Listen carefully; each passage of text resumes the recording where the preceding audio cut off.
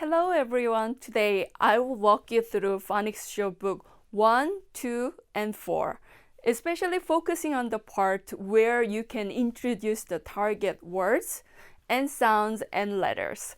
When it comes to this introduction part, it's very important to incorporate visual support. So your students can create some kind of visual aid so they can apply those learned phonics rules whenever they encounter unknown words within a sentence or in a stories later on. So we are going to start from book 1, which cover alphabet sounds. Wow, right? When it comes to alphabet sounds, it is very tricky, right? When it comes to alphabet, our students' mindset, it's names, like for the first time that comes out of their mind, right? So it is very important for you to encourage your students to be able to distinguish alphabet names and sounds at this level. So we are going to start from Unit 1, which covers A, B, C. Alphabet names, right? So sounds means E, B, K. We are going to start from the visual aid that are given for phonics show teachers. A, apple. Apple, right? Apple. Good. B, Bear. Bear. K, Cat. Cat, right? At this level, I like to start with this picture card for my students because yes, they're going to learn the alphabet sound, but at the same time, I want them to be aware of this word meaning, right? So in order to check these word meanings, these picture cards are the best, right? So whenever I show them this picture card, apple, good, and bear, cat, right? Whenever you hear the audio clip from phonics book, they do that, right? Cat. There's a reason. You want your students to make sure that they're going to use this sound instead of set, right? So after they finish with this picture card, you can move to this word card, right?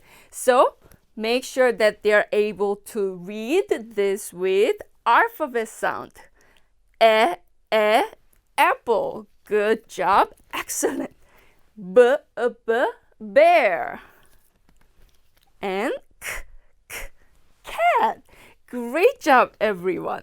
Now, when you finish this one, what I like to do with my students is some kind of game for them to be able to distinguish alphabet sound and the names, right? So sometimes I like to use these cute props for my students because when you think about the age group who are dealing with this alphabet sound, they're quite little, right? So these kind of little props can get their attentions, right? So whenever I read this word, I intentionally make some mistake by mixing alphabet sound and names. For example, instead of cat, I'm going to say sad. Is that right? No, right? Miss Ko says the name of the alphabet. That means they need to raise this card. So you can definitely use the true or false card. And also, if you don't want to use this true or false card, then definitely you can change this to the sound and names, right? To do some kind of positive reinforcement for your students. You can definitely do that. And also, when you want them to repeat the word, you can make them repeat several times. Instead of just saying 2, why don't we say 5 times, like cat, right? So encourage them to say it out loud so they can practice a lot with this alphabet sound. And we're going to move to book 2, which covers short vowels, right? When you look at the books that matches with the students who are learning this phonics, you're going to see lots of words that has short vowels, right? So if you give them more opportunity to practice with the short vowel, how to blend and then think about the way to practice, that's the way that you can boost their confidence in their reading, actually. So when you teach these short vowels, try to think about lots of ways that they can practice with this given short vowel. So first, we are going to look at the target sounds, which is I, right? I, ig, Let's look at the word. pig, Pig, right? I, pig. Great job, everyone. And I, in, N, win, in, win, right? Great, everyone. In this way, sometimes I like to use some kind of props for teachers. You can easily buy this kind of like phonics tools from any kind of teacher store nearby. And sometimes you can make it with some kind of tools that you have. I've been seeing the teachers who can make this kind of thing by their own, but if you can find it, this is gonna make your life much more easier, right? And then if you look at this, yes, they're going to practice with the pig, right? So you want them to practice this short vowel I with lots of different vowels. K, cake. It's okay. If that doesn't make any sense, it's totally fine. Fig, right? You can make them practice with the first consonant. After you finish that, you can change the last consonant. So they can practice this blending over and over again. And since this short vowel is pretty simple, and then they're going to detect a lot within a story, and then they're not going to have that much trouble when they see the unknown word. So that's the key to think about this short vowels. Now, let's look at this book 4, which is double letter sounds. When it comes to double letter sounds, yes, it's a little frustrating, right? Not many of my students are getting it right, and then I feel frustrated because I'm not sure how far I can push my students. It's totally fine. When you are teaching this double letter sounds to the students who are below, I would say grade 1, 2, it's totally fine, because even native speakers who are in the States and in UK and in Australia, they're learning this double letter sound when they go up to grade 4 and 3 in a very short form. So it's totally fine. So your role over here with your non-native speaker students, give them lots of opportunity to practice and also detect these words within a sentence and also within a story. I think that's the key. And also the younger ones, when they see 2 consonants or 2 vowels together, they think that as a chunk. So you group with similar like shape or the same initial sound kind of letters all together, sound together, and then practice with them so they can distinguish those differences within this group. I think that's the key with the double letter sound over here. So we are going to look at this unit 3, which is S blends. Let's look at this.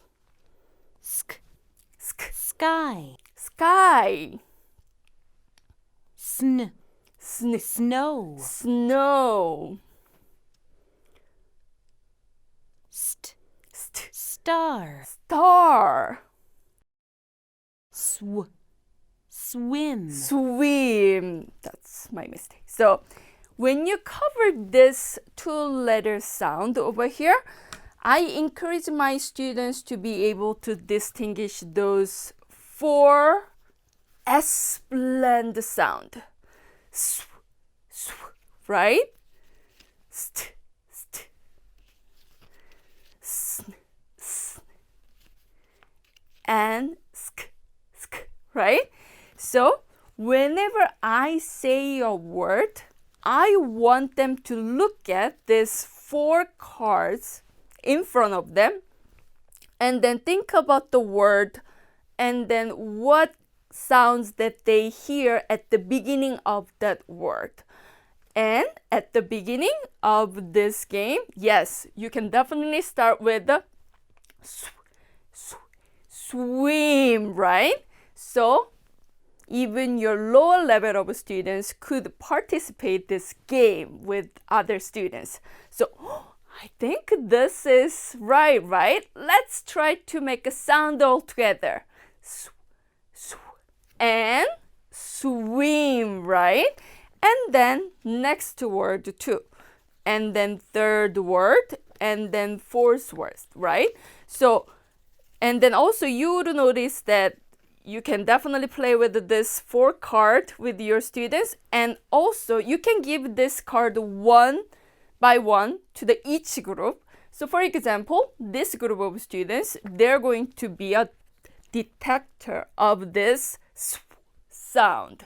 So whenever they hear the word start with this sound, they're going to do this for other students, right? And then the middle group, they're going to look at this sound. They're going to listen to this sound. And then third and then fourth group. And then you can definitely do this as an individual game and extra. And after you finish that, and then Phonics show comes with this decodable readers and then story within a unit. So within that the story, you make them get some highlighter, right? And then they can highlight the word, but with a different color to find out the word that starts with the sk, sn, or st, sw, as you wish. This is one of the way that you can definitely encourage them to be aware. Yes, it starts with the S, but with another consonant comes along and then it has totally different sound, right? So this is pretty much it for double letter sound. I think I cover pretty much it for Phonics show as well. I hope you enjoyed this book with your students so you can witness your students' phonics journey. It's like sailing in a very good way. Okay. Thank you.